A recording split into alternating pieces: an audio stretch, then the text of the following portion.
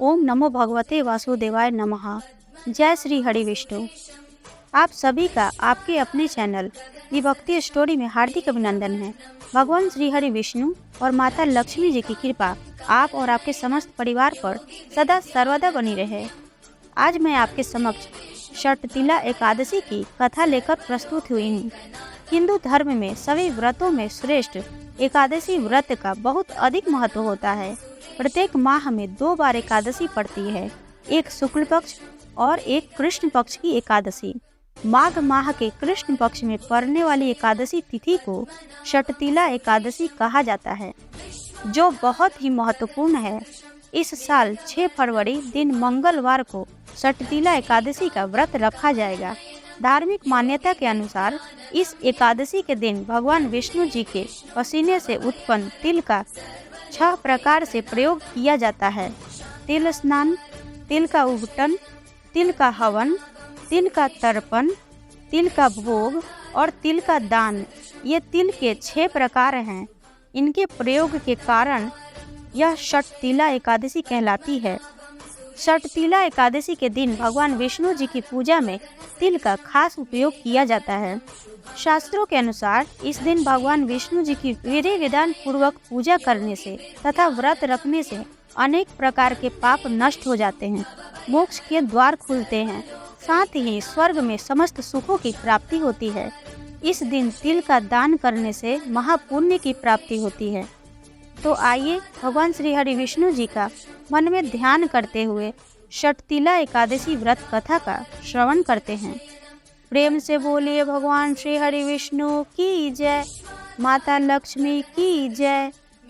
एक समय दालभ्य ऋषि ने पुलस्त्य ऋषि से पूछा कि हे महाराज, पृथ्वी लोक में मनुष्य ब्रह्म हत्या आदि महान पाप करते हैं, पराये धन की चोरी तथा दूसरे की उन्नति देखकर ईर्ष्या करते हैं, साथ ही अनेक प्रकार के व्यसनों में फंसे रहते हैं, फिर भी उनको नरक प्राप्त नहीं होता। इसका क्या कारण है? वे न जाने कौन सा दान पुण्य करते हैं जिससे उनके पाप नष्ट हो जाते हैं। यह सब कृपा पूर्वक आप मुझसे कहिए। पुलस्त्य मुनि कहने लगे कि हे महाभाग, आपने मुझसे अत्यंत गंभीर प्रश्न पूछा है। इससे संसार के जीवों का अत्यंत भला होगा। इस भेद को ब्रह्मा, विष्णु, महेश तथा इंद्र आदि भी नहीं जानते, परंतु मैं आपको यह गुप्त तत्व अवश्य बतलाऊंगा। उन्होंने कहा कि माघ मास लगते ही मनुष्य को स्नान आदि करके शुद्ध रहना चाहिए। इंद्रियों को वश में करके काम, क्रोध, लोभ, मोह, अहंकार, ईर्ष्या तथा द्वेष आदि का त्याग कर भगवान का स्मरण करना चाहिए।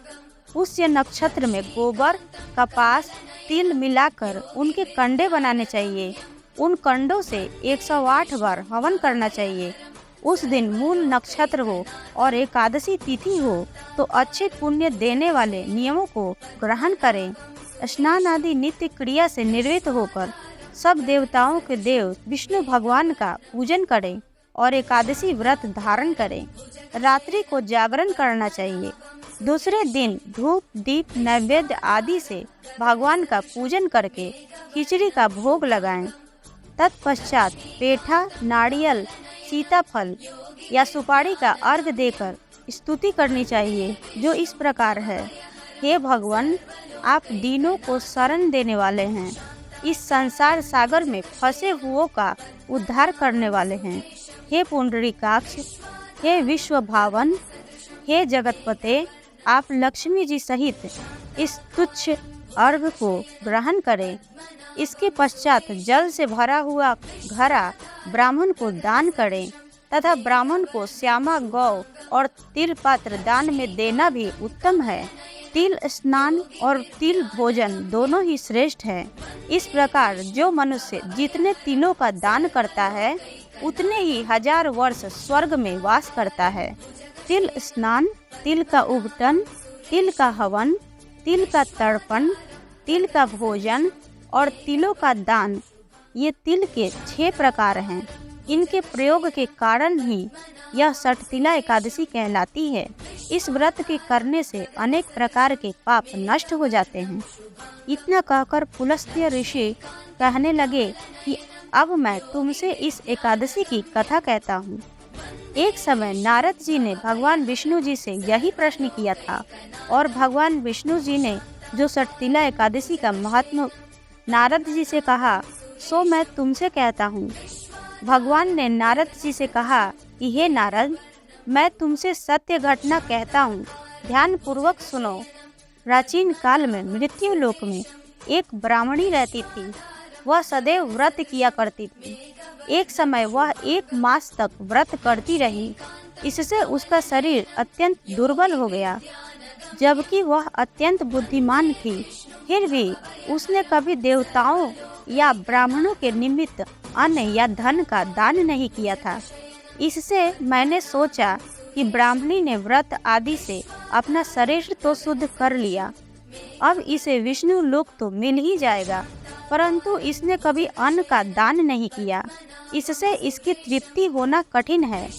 भगवान ने आगे कहा, ऐसा सोचकर मैं भिखारी के वेश में मृत्यु लोक में उस ब्राह्मणी के पास गया और उससे भिक्षा मांगी। वह ब्राह्मणी बोली, महाराज, आप किस लिए यहाँ आए हैं? मैंने कहा, मुझे भिक्षा चाहिए। इस पर उसने एक मिट्टी का ढेला मेरे भिक्षा पात्र में डाल दिया। मैं उसे लेकर स्वर्ग में लौट आया। कुछ समय बाद ब्राह्मणी भी शरीर त्याग कर स्वर्ग में आ गई।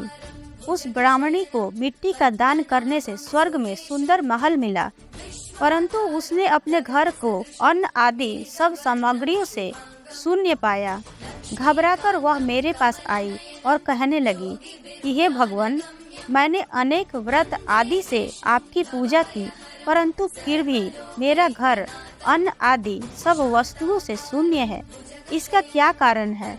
इस पर मैंने कहा, पहले तुम अपने घर जाओ, देव स्त्रियां आएंगी तुम्हें देखने के लिए। पहले उनसे सठतिला एकादशी का पुण्य और विधि सुन लेना, तब द्वार खोलना। मेरे ऐसे वचन सुनकर वह अपने घर गई। जब देव स्त्रियां आईं और द्वार खोलने को कहा तो ब्राह्मणी बोली, आप मुझे देखने आई हैं तो सठतिला एकादशी का महात्म्य मुझसे कहिए। उनमें से एक देव स्त्री कहने लगी कि मैं कहती हूँ। जब ब्राह्मणी ने सठतिला एकादशी का महत्व सुना तब द्वार खोल दिया। देवांगनाओं ने उसको देखा कि न तो वह गंधर्वी है और न आसुरी है, वरन पहले जैसी मानुषी है। उस ब्राह्मणी ने उनके कथनानुसार सठतिला एकादशी का व्रत किया। इसके प्रभाव से वह सुंदर और रूपवती हो गई तथा उसका घर अन्न आदि समस्त सामग्रियों से युक्त हो गया। अतः मनुष्यों को मूर्खता त्याग कर सठतिला एकादशी का व्रत और लोभ न करके तिल आदि का दान करना चाहिए। इससे दुर्भाग्य, दरिद्रता तथा अनेक प्रकार के कष्ट दूर होकर मोक्ष की प्राप्ति होती है। इस प्रकार सठतिला एकादशी की कथा पूर्ण हुई। प्रेम से बोलिए लक्ष्मीपति की जय।